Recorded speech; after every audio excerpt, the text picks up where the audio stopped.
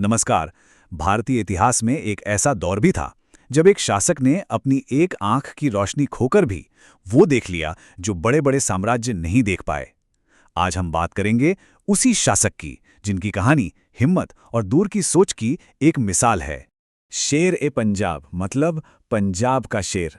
देखिए, ये सिर्फ एक टाइटल नहीं था, बल्कि उस शख्सियत की पहचान थी जिसने 19वीं सदी में अपनी ताकत का लोहा मनवाया था। और ये नाम था महाराजा रणजीत सिंह का, जो आज भी हिम्मत और सम्मान का प्रतीक है। लेकिन कोई भी लेजेंड ऐसे ही नहीं बनता है ना। तो सवाल ये उठता है कि आखिर किन मुश्किलों ने इस शेर को गढ़ा था। उनकी कहानी सिर्फ जीत की नहीं है, बल्कि कभी ना हार मानने वाले जज्बे की है। उनके साम्राज्य की उस बुलंदी को समझने के लिए हमें उनकी शुरुआत की जमीन देखनी होगी। तो चलिए चलते हैं उनके शुरुआती दिनों में जो चुनौतियों से भरे हुए थे। उनका सफर 1780 में गुजरांवाला में शुरू हुआ। बचपन में ही चेचक की वजह से उनकी एक आंख की रोशनी चली गई, लेकिन उनके इरादों की चमक को ये बीमारी कम नहीं कर सकी। सोचिए, इस चुनौती के बावजूद सिर्फ 19 साल की उम्र में उन्होंने उस दौर के सबसे ताकतवर शहरों में से एक लाहौर पर फतेह हासिल कर ली। ये उनके जबरदस्त लीडरशिप का पहला सबूत था।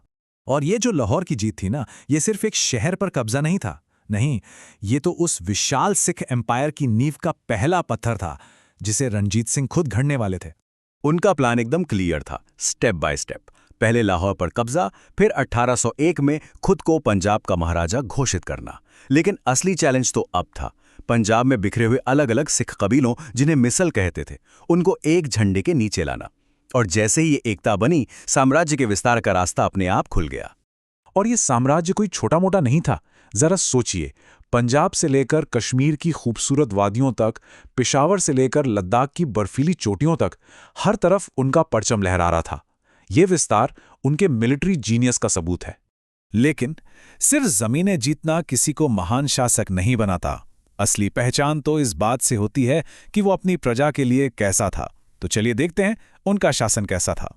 उनकी ताकत का सबसे बड़ा राज थी उनकी फौज, खालसा आर्मी। और ये कोई मामूली पारंपरिक फौज नहीं थी। कमाल की बात तो यह है कि उन्होंने यूरोपियन ऑफिसर्स को हायर किया ताकि अपनी सेना को वेस्टर्न स्टाइल में ट्रेन कर सकें। तोपें, पैदल सैनिक, सब कुछ एकदम मॉडर्न। ये एक ऐसा मूव था जिसने उन्हें उस वक्त के बाकी राजाओं से मीलों आगे खड़ा कर दिया।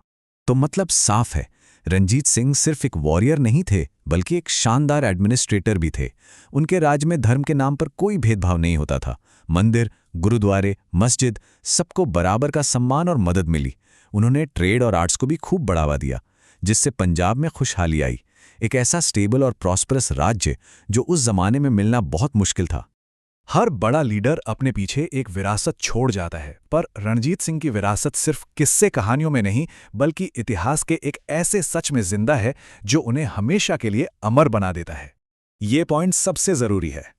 उस जमाने की सबसे बड़ी सुपर पावर ब्रिटिश एम्पायर, जो पूरे भारत पर कब्जा कर रही थी, वो उनके जीते जी कभी पंजाब में घुस नहीं पाई। उनके पूरे शासनकाल में नहीं।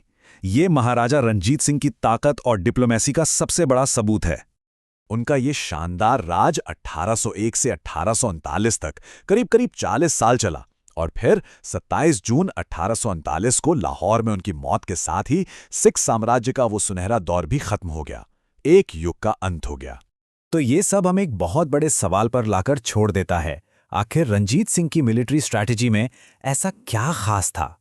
वो कौन सा सीक्रेट फॉर्मूला था जिसमें मॉडर्न आर्मी और पारंपरिक गुरिल्ला टैक्टिक्स का ऐसा कमाल का मिक्स था, जिसने ब्रिटिश जैसी महाशक्ति को भी पंजाब के बॉर्डर से दूर रखा?